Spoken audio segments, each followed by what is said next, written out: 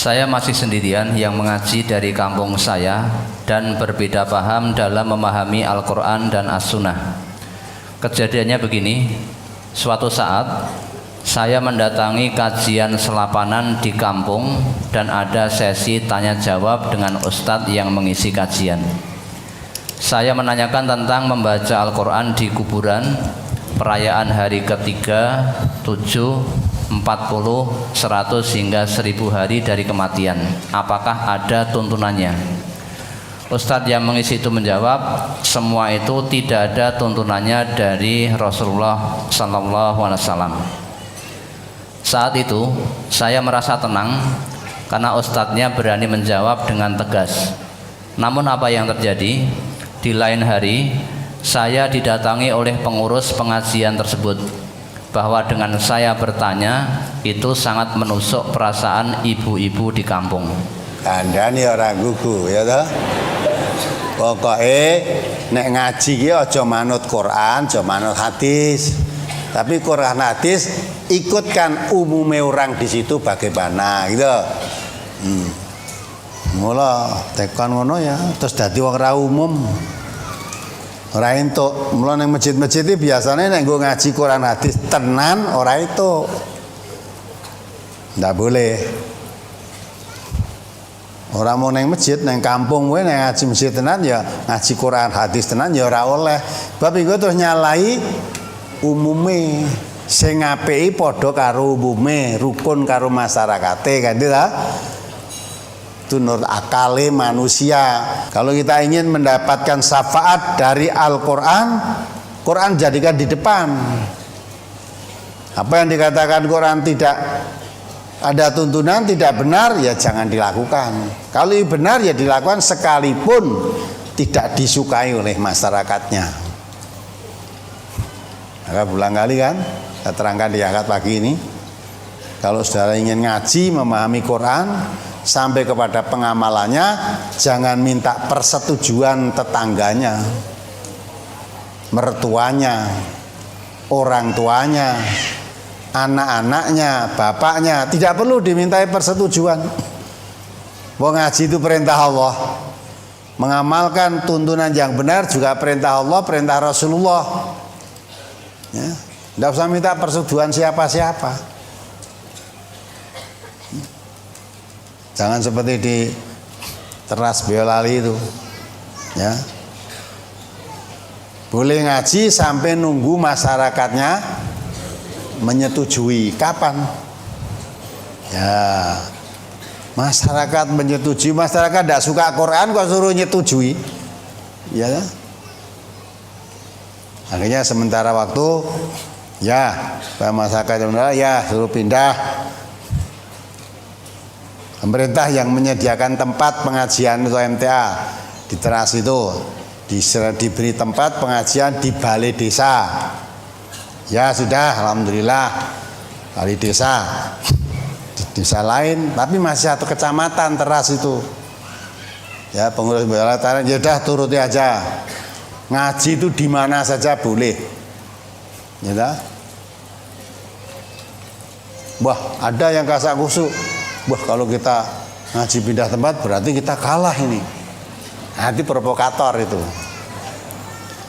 Kita tidak ngerti kalah menang itu seperti apa. Kalau menurut tuntunan Allah, orang yang menang itu ulaika ala hudam mir rabbihim wa ulaika humul muflihun. Siapa orang yang menang itu? Orang yang menang itu orang yang selalu berjalan di atas petunjuk Allah. Itu orang yang menang. Dan itulah orang yang menang. Ulaika humul muflihun, itu orang yang dapat kemenangan. Nah, kecuali kalau saudara dilarang ngaji di tempat itu terus orang ngaji, lah itu kalah. Rugi. Kalau masih maka ngaji apapun yang terjadi tidak boleh dihalang-halangi. Karena ngaji itu perintahnya Allah. Ya, perintahnya Rasulullah. Manusia tidak boleh apapun yang terjadi ngaji terus. Perkara tempat tidak boleh, tempat ya asal masih ngaji. Masih diberi tempat di balai desa. Siapa tahu nanti di balai desa malah tumbuh Ya wong itu tempat kelurahan ta sak punggawa-punggawane melu ngaji kan malah baik nanti. Dan ini pun dialami zaman Rasulullah. Ya. Rasulullah ketika menyebarkan Islam di Mekah awal-awal itu diusir, diboikot sampai Nabi mau dibunuh. Akhirnya suruh hijrah ke Madinah. Hijrah. Yang penting jangan sampai mandek dalam berdakwah. Mulai dakwah dari Mekah ini belum memungkinkan, ya sudah ke Madinah. Madinah juga dakwah terus. Alhamdulillah di Mekah diusir-usir, di Madinah disambut dengan senang hati. Seluruh penduduk Madinah menerima ajaran Islam itu, kecuali orang munafik aja, sebagian kecil aja. Ya. Nah dari situlah akhirnya pengikut-pengikut Nabi kalau di Mekah dulu susah, di Madinah diterima, sehingga pengikut menjadi besar, menjadi banyak, akhirnya menjadi kuat. Nah setelah kuat, baru ketika di Mekah dulu dianiaya, disakiti, nggak ada perintah membalas oleh Allah. Suruh pindah ya pindah. Setelah di Madinah, kekuatan umat Islam sudah memungkinkan, dakwah terus dilancarkan. Ya, siapa yang menghalangi dakwah, hadapi. Ya, apapun yang terjadi, hadapi. Dengan sungguh-sungguh. Akhirnya, idza jaa nasrullahi wal fath. Sampai datang pertolongan Allah sehingga terbukalah kota Mekah. Ya. Dulu ditinggal sementara ke Madinah, akhirnya bisa masuk lagi ke Mekah untuk membawa Islam dengan pertolongan Allah. Yang dulu di Mekah diusir-usir, tidak banyak mau masuk Islam. Wa ra'aitan nasa yadkhuluna fi dinillahi afwaja. Sekarang kamu lihat, ya, setelah Nabi dan umat Islam masuk lagi ke Mekah, kamu lihat manusia berbondong-bondong masuk Islam semua. Dengan pertolongan Allah. Nah itu yang penting. Kalau masih boleh ngaji ya sudah, suruh pindah di mana. Kalau perlu ngaji nang kantor polisi ya baik kok. Polisi nyiapkan sekarang ngajian nang kantor polisi. Oh terima kasih. Boleh. Ya, ini jadikan yang balai desa. Ya, malah lurahnya itu ngomong, lurah di balai desa yang di tempat ini.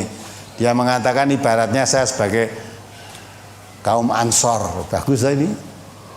Ya, kamu di sana-sana diusir, dilarang, didemo, dah tak terima. Saya sebagai kaum Ansornya, saya penolongnya, ngaji di balai desa saya.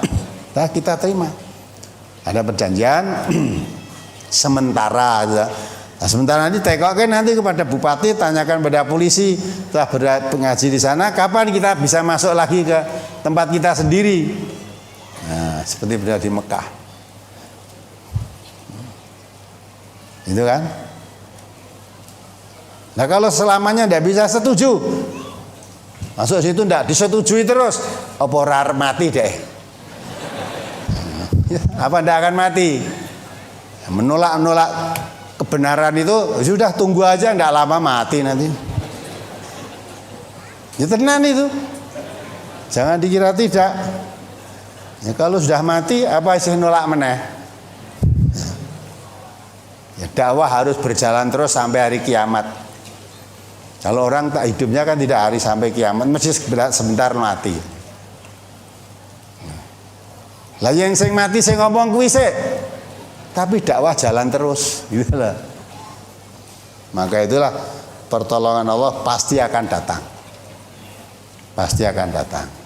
Yang penting dah suruh ngaji di balai desa ya alhamdulillah. Balai desa.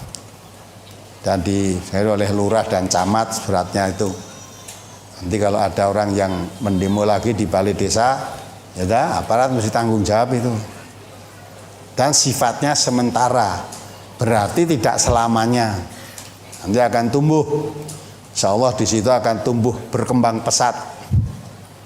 Ya, dari daerah-daerah ngaji. Ya, itu tidak masalah. Lah, jangan kita beranggapan, wah berarti kita kalah, kita menang. Kalau selalu berjalan di atas petunjuk Allah. Lah kecuali kalau dilarang ngaji terus kita tidak ngaji, lah kalah kita. Menurut surat Al-Qur'an, surat Al-Baqarah ayat awal-awal itu, ulaika ala hudam mir rabbihim. Mereka itulah orang yang jalan di atas Tuhan mereka. Orang yang berjalan menurut Tuhan mereka, Tuhan Allah maksudnya, wa ulaika humul muflihun. Itulah mereka yang mendapat kemenangan. Dapat kemenangan. Orang yang berjalan di atas petunjuk Allah. Lah untuk berjalan di atas petunjuk Allah kalau tidak mempelajari apa bisa? Tidak mempelajari apa bisa? Maka pelajari dulu petunjuk Allah itu isinya apa, baru setelah tahu diamalkan. Nah ini pun didukung oleh Presiden. Coba tolong ini dibaca ini.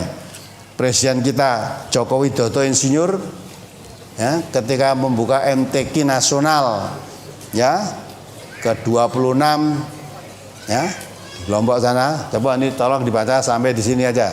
Dari sini sampai sini. Ini sana ini ke sini bawah enggak usah. Tolong dibacakan sana. Perhatikan ini.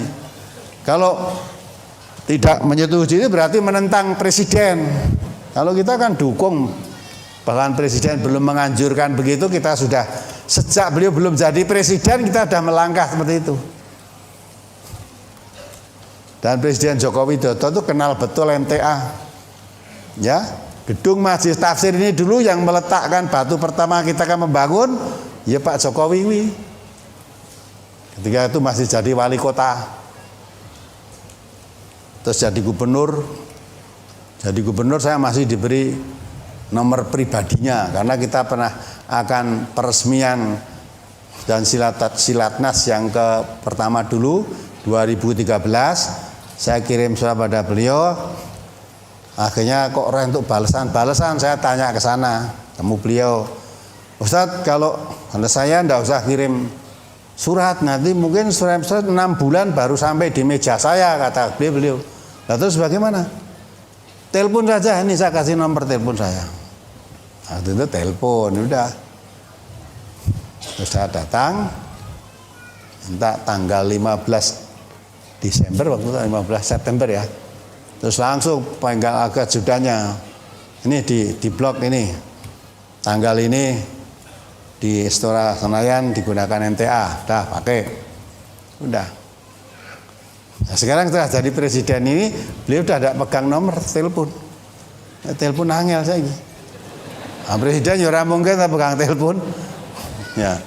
Saya udah kirim surat ke sana. Tembusan udah kita, tapi saya yakin mungkin belum sampai wong jadi gubernur saja 6 bulan mungkin baru sampai, apalagi ke presiden.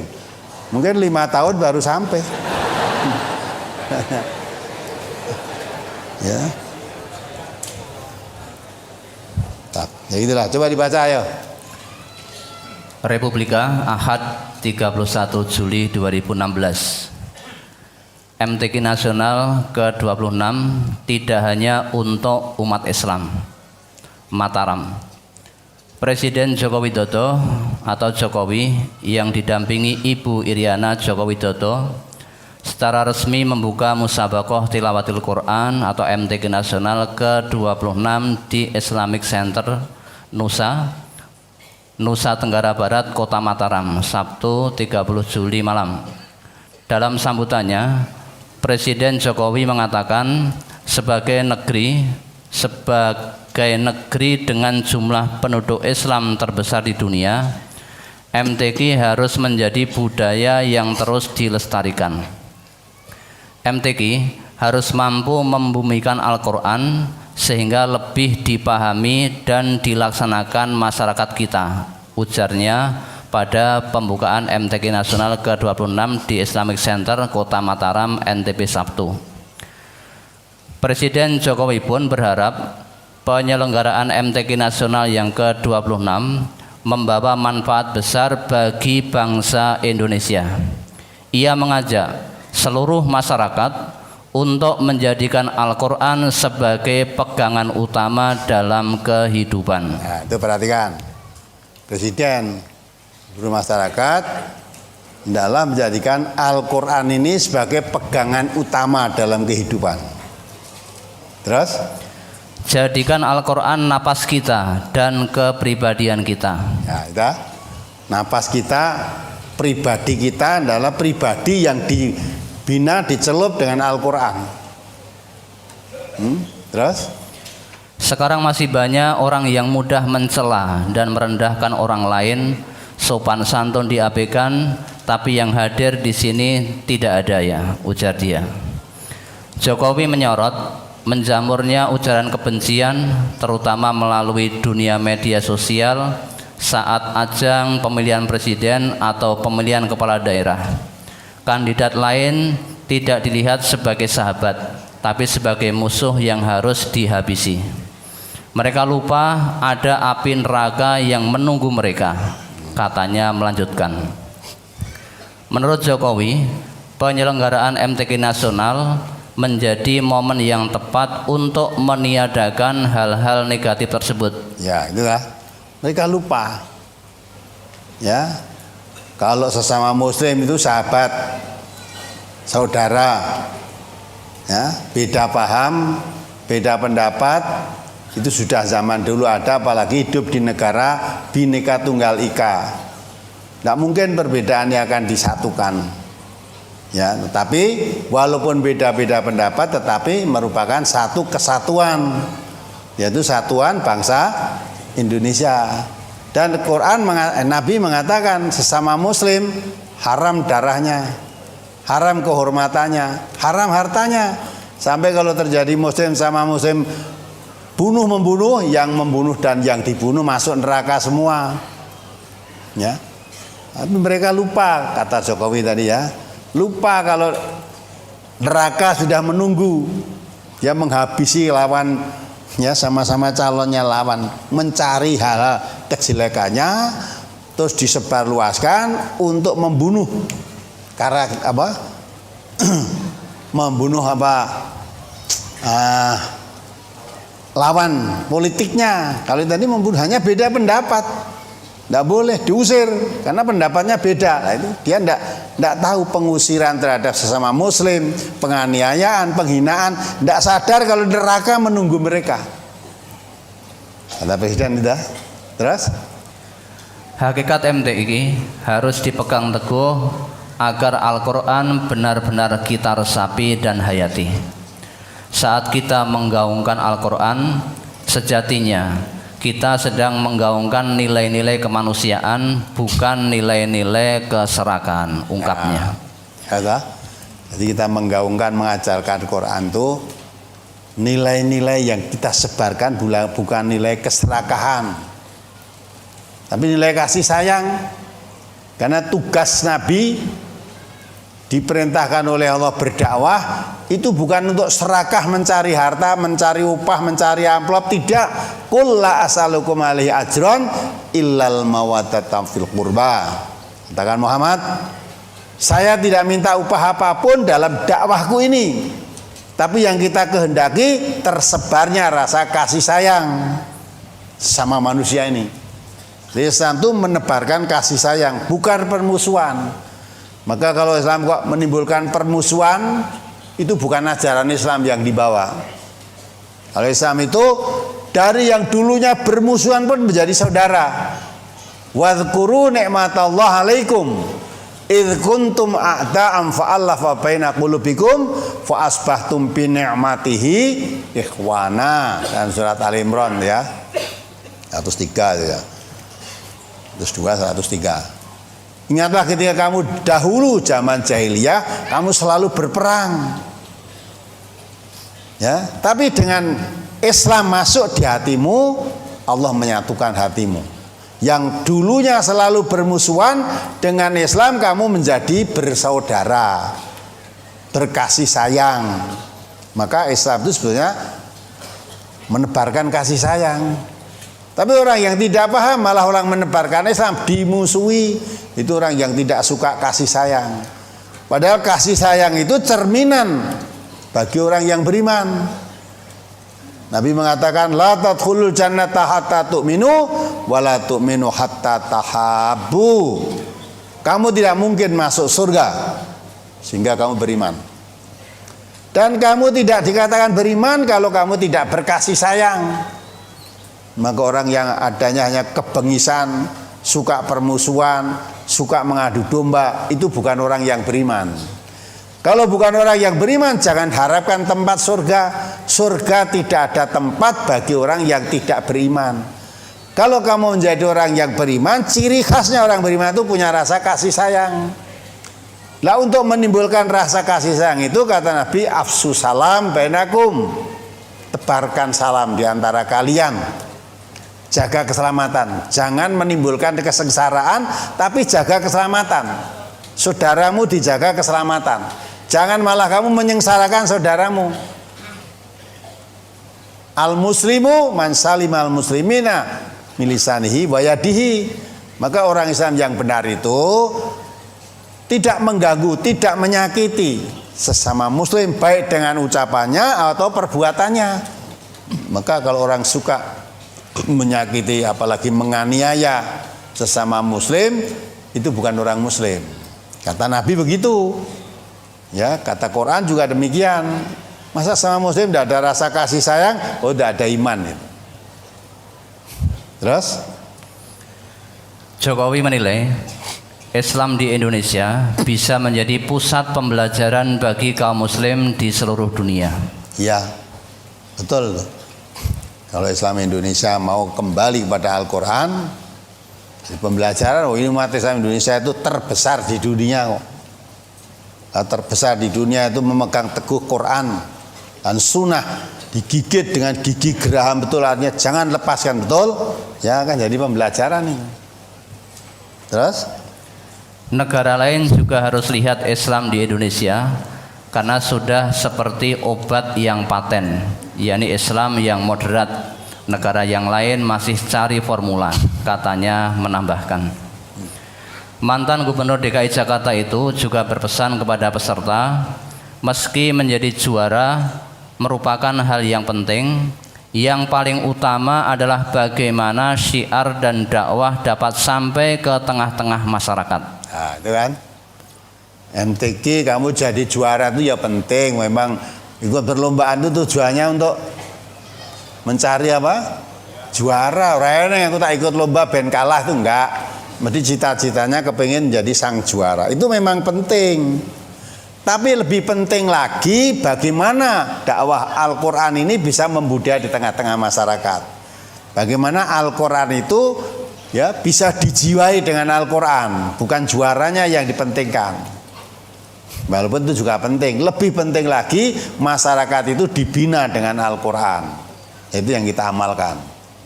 Terus dengan mengucap bismillah, MTQ Nasional ke-26 saya buka, ungkapnya sembari memukul gendang belek bersama Gubernur NTB Muhammad Zainul Majdi dan Menteri Agama Lukman Hakim. Ya, dan jadi presiden pun berusaha menyuruh kepada umatnya, karena juga merasakan judek ini. Masa mayoritas umat Islam terbesar di dunia kok ya isinya bangsa darurat kejahatan, narkoba, pelacuran, pemerkosaan, ya, penipuan, pengkhianatan, itu kok jadi warna. Maka Quran harus dijadikan nafas dan jadikan pegangan hidup dalam kehidupan ini. Ya, orang yang dicelup dengan Al-Quran, Allah mengatakan sibghatullah. Wa man ahsanu minallahi sibghah. Celupan Allah. Siapa yang lebih baik celupannya? Celupan itu artinya binaan. Dibina. Siapa yang lebih baik? Orang yang dibina dengan Al-Quran. Siapa yang lebih baik daripada orang yang dibina dengan Al-Quran? Binaan-binaan, bentukan-bentukan dengan cara apapun tidak mungkin bisa mengalahkan dengan orang yang dibentuk hidupnya itu dibina dengan Al-Quran. Ya, mudah-mudahan sambutan presiden ini tidak sekedar itu sebagai sambutan, tapi betul-betul diresapi oleh bangsa Indonesia yang mayoritas beragama Islam ini. Seruannya bagus, kembali pada Al-Quran. Berarti supaya umat Islam ini pegang teguh, ya, sumbernya agama Islam itu dari Al-Quran. Maka kembali pada sumbernya. Jangan sampai kita beragama Islam lepas jauh dari sumbernya Islam.